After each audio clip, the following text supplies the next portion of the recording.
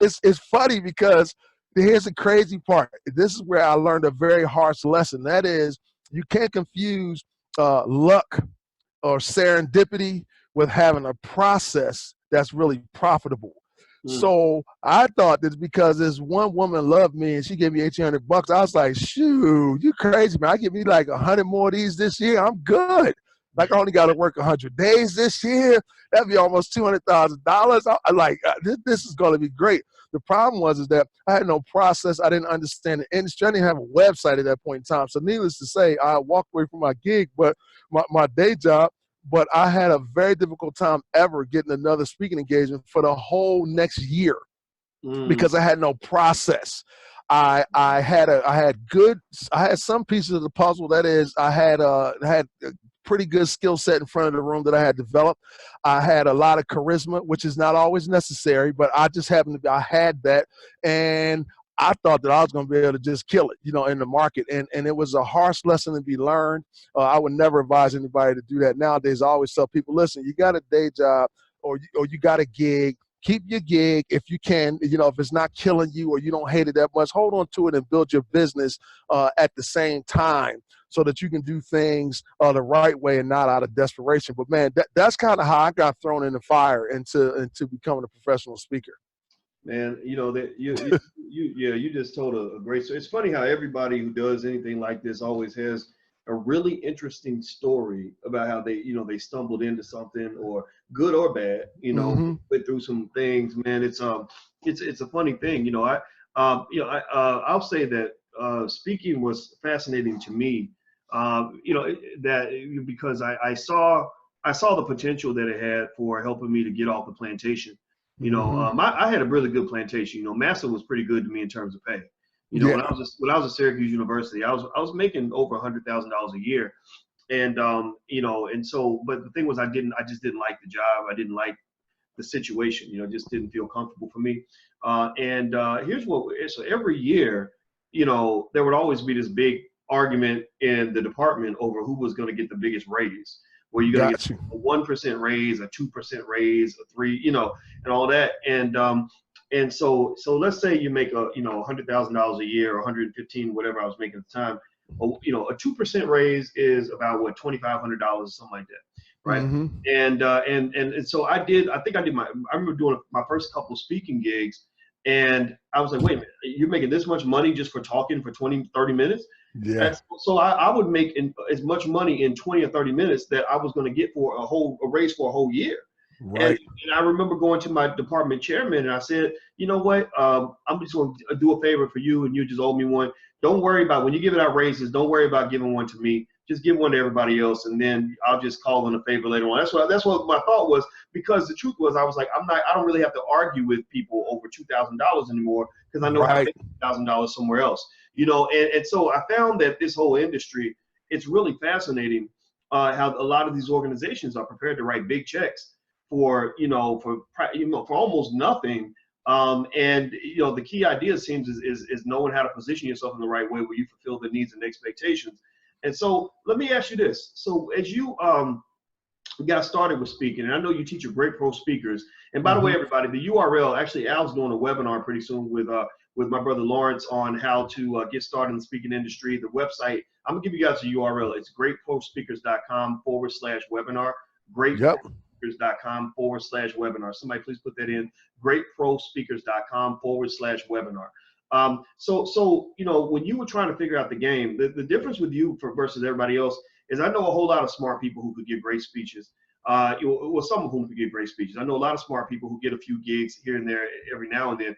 But you are one of the people I've ever seen that just seem to always have an opportunity. And it's not because, like you, again, it's not because you hosted a show on CNN and you're just so famous that they're just calling, blowing your phone up. It's because you have a process where you're able to really make that system work for you. How did you get to that point? Or I know it's hard to summarize it in a quick answer, but can you give some bullet points? No, actually, it's easier to summarize than you think it is. What it is that after I got tired of chasing my tail and I started understanding that I was going to need some help in the industry and really let me take my time and understand what's going on, about a process. And I had the difference between that is the difference between being a chef and a restaurant owner. See, when I first got in the industry, I was thinking more like a chef. But thankfully, because I have been managing restaurants, I understood how businesses worked. And I started realizing, no. It's not so much the cooking, because I've seen restaurants with people lining up, coming back and forth in there, and the food is just average. Like it's not even that good. It's okay, but it ain't great.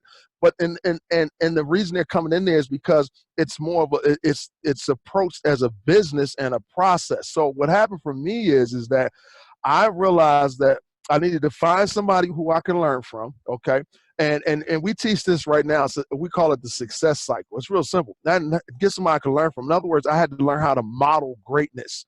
I needed some people who were doing the business in a similar fashion to the way I thought I wanted to do it. I needed to be able to look at them, whether from the outside or inside, and figure out what they were doing that worked. Then I needed to actually go do it. Now, that's where people fall off all the time.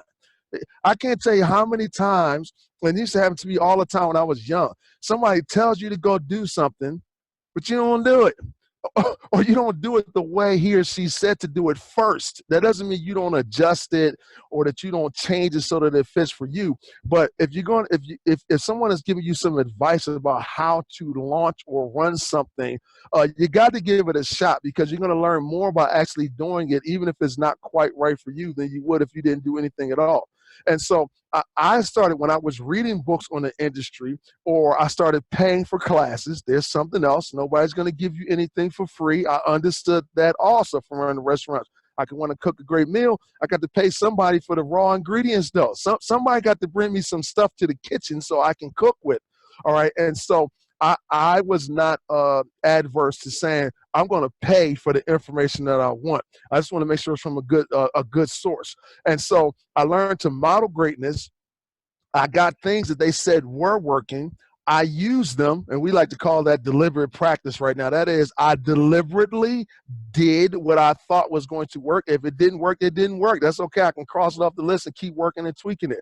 And then what I did is I got real feedback and coaching based on the moves that I made. So it's not that, oh, Al, you were great, man. That was a hand clap, standing ovation. See, all that stuff makes you feel good. There's nothing wrong with that. We all want that. But what I needed was real tangible feedback to say, okay, Al, that was cool, but you forgot to mention your product on stage. Or that was cool, but you forgot to ask for some referrals. Or that was cool, but you didn't really deliver your points 1, 2, 3, and then give it to them in a neat, nice little package at the end of the talk so that they could take it home with them and pass it along to somebody else as well.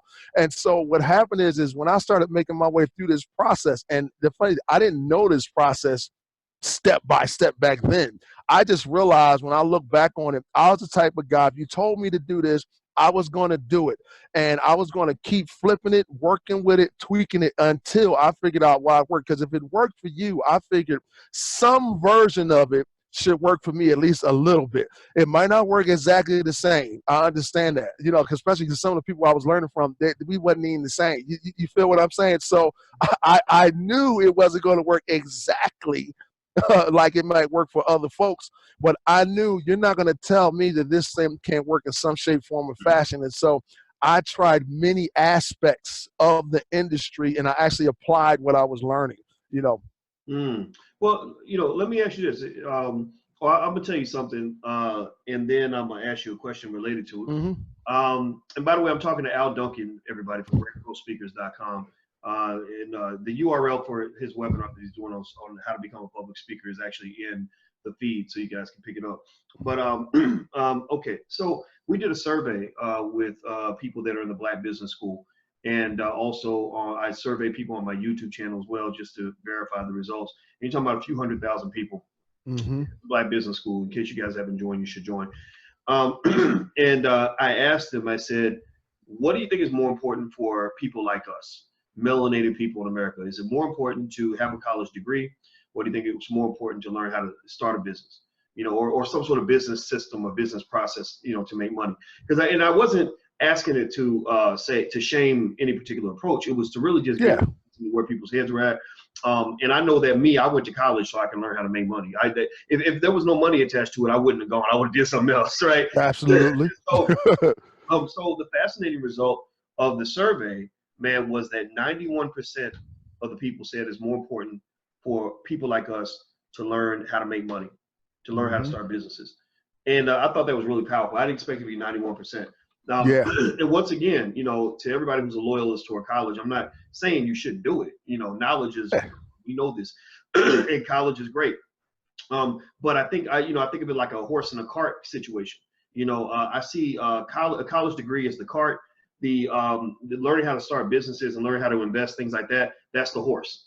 But now, if you're trying to get down the road, you can get down the road if you have a horse with no cart. But you can't move anywhere if you have a cart with no horse. Ain't going nowhere. Right. And if you're sitting in the cart, you're waiting for somebody with a horse to pull you down the road, right? That's right. And that's what happens with a lot of us. We get this degree. We say, hey, I got this piece of paper. Can somebody give me a job so I can practice doing whatever this piece of paper says I'm qualified to do? Can I manage your business? I study business management. I don't have a business, don't know how to create one. So I'm looking for somebody with a business. Right. To let me come manage that business, right? So I got the cart. I just need y'all to give me a horse. Well, and the problem is when other people are providing the horses, their horses are going to take you as far as they decide you're going to go, as fast as they decide you're going to go, and in the direction that they That's right. going to go. You have no say in that because you have the cart with no horse. So if I had a choice, I'd rather have the horse with no cart than have the cart with no horse. But ultimately, maybe having a horse and a cart is ideal, right? Now, with that said, you obviously didn't just jump in and magically become this extraordinary speaker who's made well over $1 million as a speaker. It didn't just happen because you just were like born with like a basketball player who's born 6'9" with all these amazing skills or whatever. Like you had to learn this. You had to invest in learning the systems that would allow you to build this business that you have now. If you had to guess approximately how much you had to invest financially to learn these skills, to get access to the gurus and to learn from people who could do what you can do now, what did that cost you approximately over time? Man, so over 18 years, man, I would bet I've spent, I don't know, $250,000 easy. Maybe even 275,000. I'm talking about, and understand what I mean. I'm talking about paying for a $20,000 master class here, paying for somebody's program here, paying $1,000 for this set of tapes, and paying another $1,500 for this home study course and things of that nature. And then I had to go learn marketing and content marketing, internet marketing and things of this nature. And then included in that money is the money that I wasted on stuff that was garbage. That ended up not working or not being real because the person who sold it to me wasn't even doing what they said they were doing. They just heard it from somewhere else and tried to repackage it and give it to me, And so it is easy to say that I am over 18 years. I would say I'm pretty sure. I don't have an exact number, but it wouldn't surprise me if I spent $250,000. And the reason that doesn't bother me at all is because I recouped such a crazy investment on that, and it wasn't in the form of student loans or nothing like that I got to pay back. That thing has by far paid for itself over and over and over and over again easily. And I would gladly pay it again, but I would even be smart enough to know now that that number doesn't even have to be that high, because obviously I would be a little bit smarter about what I needed to pay for, and whose mastermind or whose class or whose coaching thing I need to be a part of. I would be very careful about that, and so I spent a good chunk of change, man. And I don't look at it as the change, as a spending. It's an investment, and it's well worth it. And I'm still, and the reason that number is high is because obviously at the beginning, here's the crazy part. At the beginning, I wish I could have spent that because I'd be worth 10 times what I'm worth now. But at the beginning, I could only spend what I had. So if I had $25 to go buy a $25 book, that's what I was going to buy. And the funny thing is that might have been 100% of what I had. So, but whereas nowadays, you got me. Whereas nowadays, I can say, okay, let me go take this class. It costs 15 grand or 20 grand or something, and that's a different part of my income. If you understand what I'm saying. But before, I was willing to give it all. Like you can have $25. This is my last $25.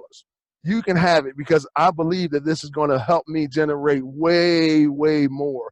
And so I felt like it was worth it, you know, at that point in time. And today I feel like it was even worth it even more.